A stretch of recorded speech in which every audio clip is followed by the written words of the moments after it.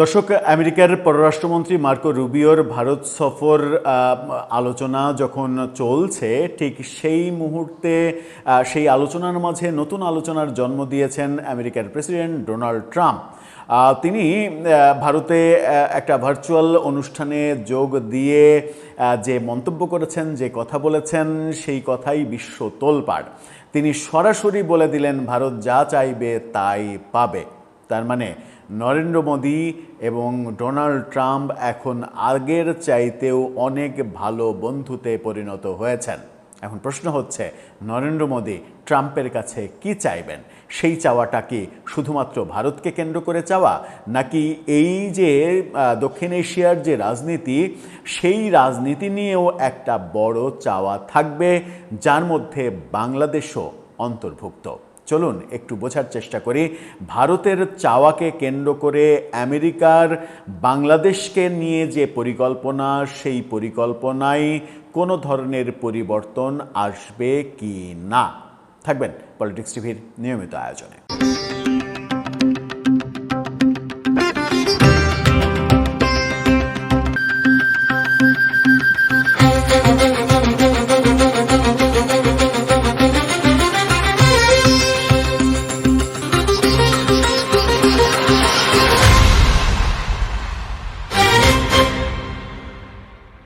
দর্শক, বলছিলাম ডোনাল্ড ট্রাম্পের বক্তব্য। ডোনাল্ড ট্রাম্প রীতিমতো বোমা ফাটিয়েছেন। মার্কো রুবিও যখন ভারত সফর করছেন, ঠিক সেই মুহূর্তে এই বোমাটা ফাটিয়ে তাক লাগিয়ে দিয়েছেন। কি বলছে সমকালের এই শিরোনামটা দেখে নিন। সেখানে বলছে যে ভারত যা চাইবে তাই পাবে। বাংলাদেশের সমস্ত গণমাধ্যমের মানে রিপোর্ট এটা, এবং ভারতীয় বেশিরভাগ গণমাধ্যমেরই শিরোনাম এটা। এভাবেই তারা উপস্থাপন করছে এবং খবরটা তাই, হুবহু তিনি সেটাই বলেছেন। সেখানে বলা হচ্ছে যে যুক্তরাষ্ট্রের স্বাধীনতার ঘোষণার 250তম বার্ষিকী উপলক্ষে দিল্লিতে আয়োজিত এক অনুষ্ঠানে ফোনে সরাসরি যুক্ত হয়ে ভারতের প্রধানমন্ত্রী নরেন্দ্র মোদীর প্রশংসা করেছেন ডোনাল্ড ট্রাম্প। তিনি নিজেকে মোদীর বড় ভক্ত উল্লেখ করে বলেছেন, ভারত যা চাইবে তাই পাবে। গত রাতে আয়োজিত অনুষ্ঠানে উপস্থিত ছিলেন মার্কিন পররাষ্ট্রমন্ত্রী মার্কো রুবিও, যার কথা বললাম যে তিনি ভারত সফর করছেন, এবং ভারতে যুক্তরাষ্ট্রের দূত সার্জিও গোর তাদের পেছনে স্থাপিত বিশাল পর্দায় ফোনের মাধ্যমে বক্তব্য দেন ট্রাম্প। ট্রাম্প বলেন, সার্জিও, আপনাকে আমাদের দেশের প্রতিনিধিত্ব করতে হবে, তবে আমি সবার প্রতি শুভেচ্ছা জানাতে চাই। আমি প্রধানমন্ত্রীকে ভালোবাসি, মোদী অসাধারণ, তিনি আমার বন্ধু। ট্রাম্প বলেছেন, ভারত ও যুক্তরাষ্ট্রের সম্পর্ক এখন আগের যে কোনো সময়ের চেয়ে ঘনিষ্ঠ। তিনি আরও বলেন, ভারত আমাদের ওপরে শতভাগ ভরসা রাখতে পারে। ভারতের যদি কোনো সহায়তা দরকার হয়, তারা জানে কোথায় ফোন করতে হবে। ভারত যা চাইবে তাই পাবে। নিজ দেশের অর্থনীতি এবং শেয়ার বাজারের প্রশংসা করে ট্রাম্প অনেক কথা বলেছেন। একই সঙ্গে তিনি মার্কো রুবিওকে যুক্তরাষ্ট্রের ইতিহাসের সেরা পররাষ্ট্রমন্ত্রী হিসেবেও উল্লেখ করেছেন। অনুষ্ঠানে ভারতের প্রধানমন্ত্রী নরেন্দ্র মোদীকে শুভেচ্ছা জানান ট্রাম্প। এছাড়া মার্কিন দূত সার্জিও গোর প্রধানমন্ত্রী মোদীকে ভবিষ্যতে হোয়াইট হাউস সফরের আমন্ত্রণও জানান। তার মানে সম্পর্কটা আগে যে ফাটল ধরেছিল, সেই ফাটল সম্পর্কটা এবার আনুষ্ঠানিকভাবে প্রকাশ্যে জোড়া লাগার ঘটনা দেখলাম। এখন প্রশ্ন যেটা শুরু করেছিলাম, যে এই যে যা চাইবে তাই পাবে, এই প্রেক্ষাপটে দাঁড়িয়ে আমরা ভারত আমেরিকার চুক্তি এগুলোও দেখছি, বিভিন্ন বাণিজ্য চুক্তি হচ্ছে, সেই ব্যাপারে আনন্দবাজার সহ বিভিন্ন গণমাধ্যম তাদের কথা বলছে। এখন ভারত চাইবেটা কি? ভারত কি শুধু নিজেদের ব্যবসা বাণিজ্য, নিজেদের আন্তঃসম্পর্ক দুই দেশের সেই ব্যাপারগুলোই চাইবে, নাকি দক্ষিণ এশিয়ার রাজনীতি কন্ট্রোল করতে চাইবে ভারত? এটা একটা বড় ব্যাপার। কারণ হচ্ছে যে সম্প্রতি ডোনাল্ড ট্রাম্পের চীন সফরকে কেন্দ্র করে ভারতের একটা উদ্বেগ তৈরি হয়েছিল। মার্কো রুবিও সফর করার পরে সেই উদ্বেগটা কিছুটা হয়তো কেটেছে। ডোনাল্ড ট্রাম্পের আজকের এই বক্তব্য, অর্থাৎ গত রাতের এই বক্তব্য, নতুন করে আবার মানে কি বলবো, যে সম্পর্কের যে আগুন, সেই আগুনে নতুন করে ঘি ঢেলেছে।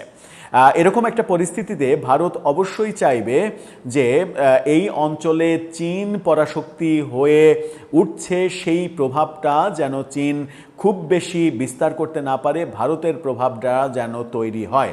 এবং ভারতের প্রভাব তৈরি হওয়ার পেছনে যদি আমেরিকা ভূমিকা রাখে তাহলে সেটা ভারতের জন্য অনেক সহজতর হবে। সাম্প্রতিক সময়ে পাকিস্তানের সঙ্গেও আমেরিকার খুব ভালো সম্পর্ক, এই ব্যাপার নিয়েও ভারতের উদ্বেগ রয়েছে। কিন্তু এই সমস্ত উদ্বেগের মধ্যে ডোনাল্ড ট্রাম্পের এই বক্তব্য একটা সিগনিফিক্যান্ট ব্যাপার। এখন ব্যাপার হচ্ছে যে দক্ষিণ এশিয়ার মধ্যে তো বাংলাদেশও পড়ে, তাহলে বাংলাদেশের রাজনীতি নিয়ে ভারত ডোনাল্ড ট্রাম্প কি আলাপ হতে পারে, কিংবা দুই দেশের কি আলোচনা হতে পারে, সেখানে কোন কোন প্রসঙ্গ থাকবে। বাংলাদেশের সমুদ্রবন্দরে মার্কিন ঘাঁটি, বাংলাদেশের বিমানবন্দর ব্যবহার করা মার্কিনীদের জন্য, এই ব্যাপারগুলো কি ভারতের জন্য থ্রেট নাকি ভারতের জন্য সুবিধা?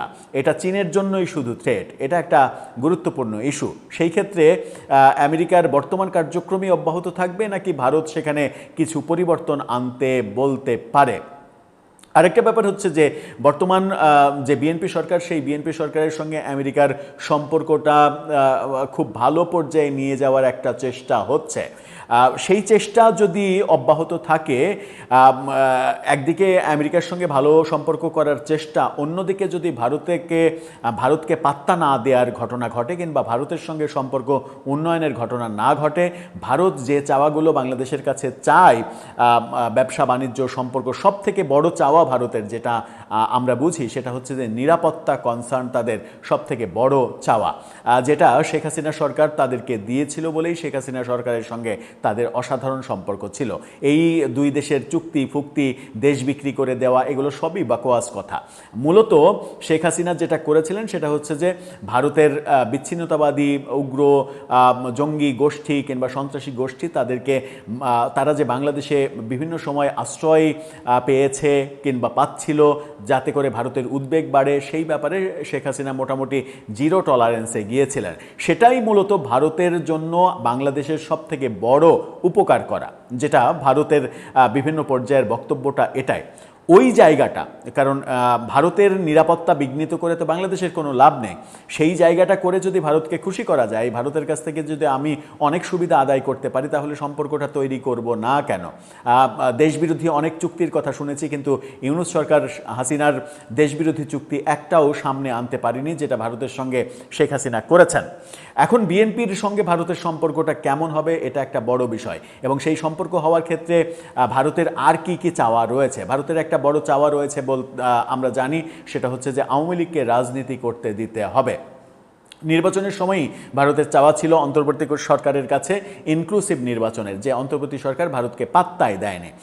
বিএনপি সরকার কি একইভাবেই পথ চলবে? ভারতকে পাত্তা দেবে না? ভারতের যে প্রভাব, ভারতের যে চাওয়া, সেই চাওয়ার এগেনেস্টে যদি যায়, তাহলে সেই ক্ষেত্রে ভারত আমেরিকার শরণাপন্ন হবে। চাপটা আমেরিকার দিক থেকে আসবে। আমেরিকার দিক থেকে যদি চাপ আসে, সেটা আবার খারাপ দিকে চলে যেতে পারে। সব হিসাব নিকাশ থাকবে, কারণ ভারত আমেরিকা দুই দেশই একটা বড় ফ্যাক্ট। আজকে যমুনা টেলিভিশনের সঙ্গে সাবেক পররাষ্ট্র উপদেষ্টা, ইউনূসের পররাষ্ট্র উপদেষ্টা, তিনি যে সাক্ষাৎকার দিয়েছেন, সেখানেও পররাষ্ট্র নীতি নিয়ে তিনি একটা কথা, খুব গুরুত্বপূর্ণ কথা বলেছেন। সেটা হচ্ছে তারেক রহমান সরকারের জন্য সবথেকে বড় চ্যালেঞ্জ হচ্ছে একই সাথে আমেরিকা, চীন এবং ভারত, এই তিন পরাশক্তির সঙ্গে ভালো সম্পর্ক তৈরি করা। অর্থাৎ কূটনীতিটা এরকম হবে যে আমি সবার সঙ্গে বন্ধুত্ব চাই, কিন্তু কারো দিকে ঝুঁকে পড়ব না, কারো একলার হব না, আমি সবার হব কৌশলে, যেন কেউ চূড়ান্ত রকমের মাইন্ড না করে। সেই কৌশলে বিএনপি সরকার কতটা সফল হয়, সেটা একটা গুরুত্বপূর্ণ বিষয়। আন্তর্জাতিক চাপ, শেখ হাসিনার ফেরার ইঙ্গিত, 15 আগস্টের আগে তার ফিরতে চাওয়া, ফিরলে তিনি যথাযথ আইনি অধিকার পাবেন কিনা, সেগুলো দেয়া হবে কিনা, সেই প্রশ্নগুলো রয়েছে। আওয়ামী লীগকে নির্বাহী আদেশে নিষিদ্ধ আর কতদিন করে রাখা হবে, সেই ব্যাপার রয়েছে।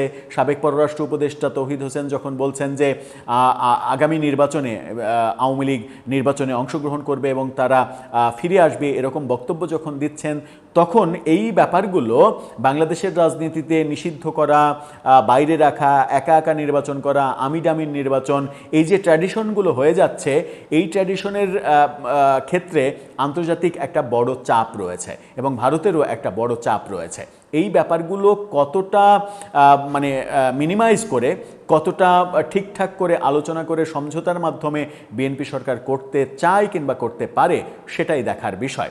এখন প্রশ্ন হচ্ছে, যে প্রশ্ন দিয়ে শুরু করেছিলাম, ভারত আমেরিকার কাছে চাইবেটা কি? এই খবরটা প্রকাশিত হওয়ার পরে আমরা আওয়ামী অ্যাক্টিভিস্টদের মধ্যে এক ধরনের উল্লাস লক্ষ্য করছে। মানে উল্লাসটা এরকম,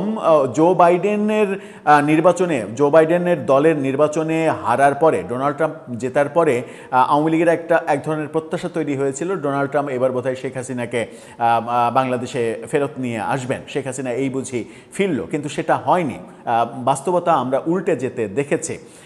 এখন আবার যখন নরেন্দ্র মোদী যা চাইবেন ট্রাম্পের কাছে তাই পাবেন, এই ব্যাপারটা ঘটছে, তখন আবারও এক ধরনের আশা দেখছেন তারা যে নরেন্দ্র মোদীর চাওয়ার মধ্যে অন্যতম একটা চাওয়া হয়তো থাকবে শেখ হাসিনাকে বাংলাদেশের রাজনীতিতে পুনর্বাসন করা। সত্যিই কি সেটা হবে? নরেন্দ্র মোদী সেটা করবেন? নরেন্দ্র মোদী সেটা করলে তার লাভ কতটুকু হবে, ক্ষতি কতটুকু হবে? নরেন্দ্র মোদী ভারতের লস করে নিশ্চয়ই কোনো কাজ করবেন না। শেখ হাসিনাকে বাংলাদেশের রাজনীতিতে পুনর্বাসিত করলে নরেন্দ্র মোদী এবং ভারতের কোনো লাভ আছে কি? এই উত্তরগুলো সামনে হয়তো অনেক বেশি আলোচনা হবে এবং অনেক বেশি প্রাসঙ্গিক হয়ে উঠবে। দর্শক, আপনার কাছে কি মনে হয়? আপনার মতামত জানিয়ে লিখতে পারেন আমাদের কমেন্ট বক্সে।